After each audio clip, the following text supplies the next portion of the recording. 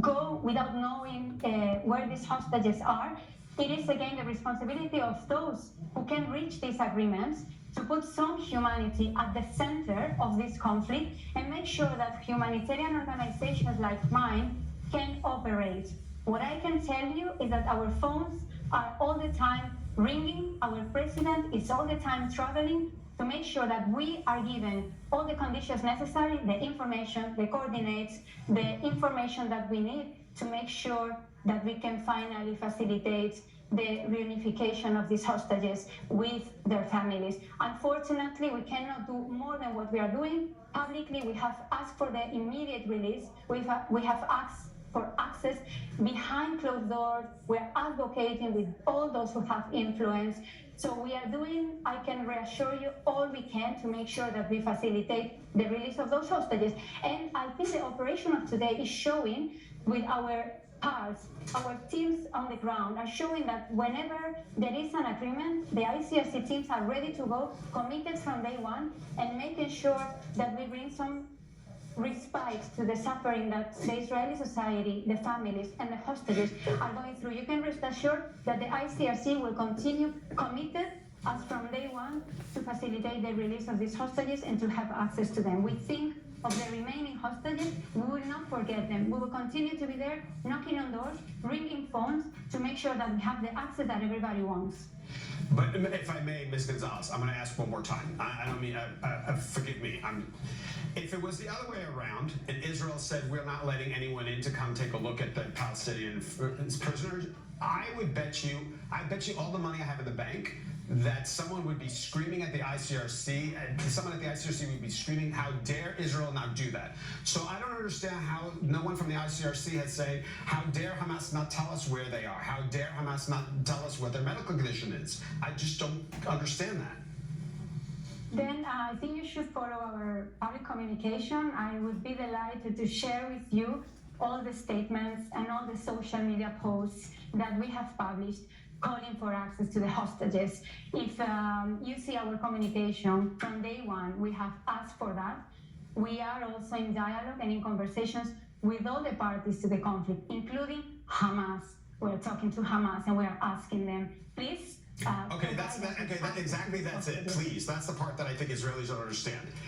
Please is not enough. It's more than we demand. The same way that ICRC demands to get into the Israeli prisons, how come ICRC has not been able to demand to go see the hostages? It's a very simple demand. So again, in our public communication, and I quote, we've said we are asking for the immediate release of all hostages. But again, I know that there are a lot of expectations on the ICRC. We appreciate that. We have been in contact and conversation with the families of the hostages. We received them in our office.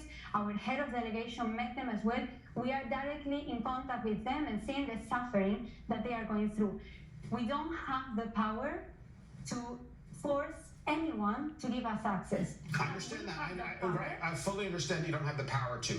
But everyone expects, maybe that's the problem, maybe everyone expects the Red Cross to be this kind of organization that has prided itself in doing this in the past. So this is the part, how do you reconcile what Israelis, or not even Israelis, people around the world, forget Israelis, Americans, anyone who gives money to the Red Cross, that you can't do a simple thing like demand Hamas that we want to have some sort of medical indication of what the hostages, the 240, we're not even talking, I mean, this is unheard of in history, and this is exactly what the Red Cross is supposed to be doing, and this is why I don't understand why the RCRC is like sort of like, well, we're going to ask is not enough.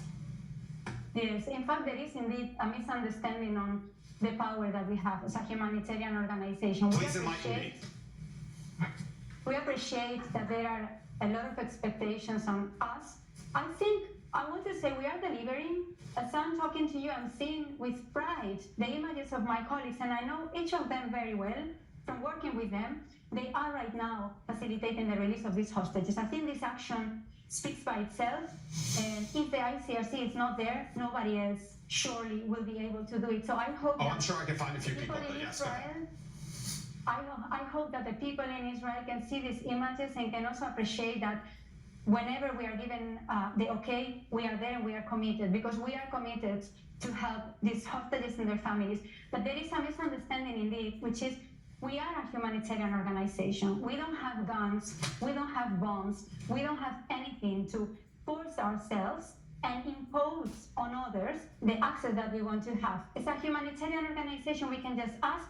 We have, with emphasis, asked Hamas publicly and also discreetly for access. So and we very much we can do. And understand that the video you're looking at right now are the hostages in Red Cross vehicles. Fully understand that, fully appreciate that. And this is the part that everyone thinks, oh, that's what the Red Cross does. That's what the Red Crescent does in Muslim countries. That's what the Magen Adom in Israel does. But there's a frustration. Understand, there's a frustration around the world. And I'm not talking by Israelis, I'm talking by worldwide.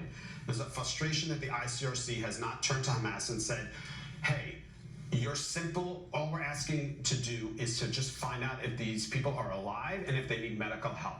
That's all we're asking for. We're not here to help. We're not here to negotiate terms, nothing like that. Just give us some sort of indication. And the fact that you, Hamas, has not done that yet indicates a big problem on the international scale. Like, why get money from anyone around the world, billions of dollars? And mind you, I've seen the budget of the ICRC. It's a lot. So why can't you guys do that? So do you understand the concern? We share your frustration, and indeed, when we call for access, we also expect to be given the access.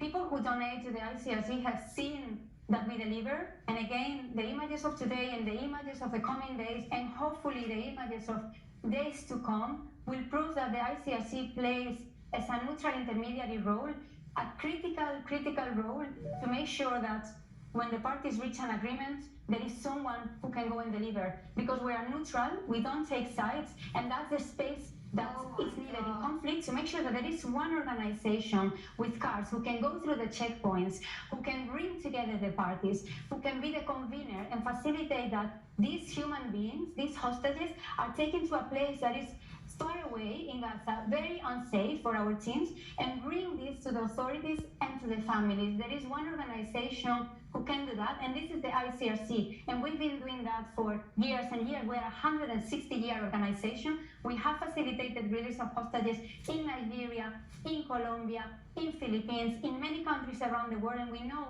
that we play a critical role, because when an agreement is reached, the ICRC is always there. We hope that in the days to come, we'll definitely bring more good news to the people in Israel, to the people around the world. We know that there are also families waiting for their loved ones, hostages, to be released all around the world.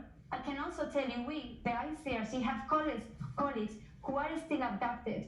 We haven't been able to rescue them and to have news on them for years. Do you think we don't try? We try very hard, but we cannot force ourselves in. If we could do that, our colleagues, ICRC colleagues who have been abducted for years, would be already with us. So I just want to make sure that there is a clear understanding of what we can do as a humanitarian organization, and that all of you, the Israeli society, you are clear that we remain fully committed to make sure that all these hostages are released and that we can have access to them. It's not in our power, but the minute we have the okay, we will go, and we will continue calling discreetly and publicly for the immediate release of all hostages. Patricia Rey González, I want to thank you for taking the time at least to talk to us about this, and thank you again. If I was a little strong on you, we were just trying to get some answers, and I thank you very much for your time. Patricia Rey González, the head of strategic communications for the International Committee of the Red Cross, she's joining us live from Tel Aviv. Thanks again.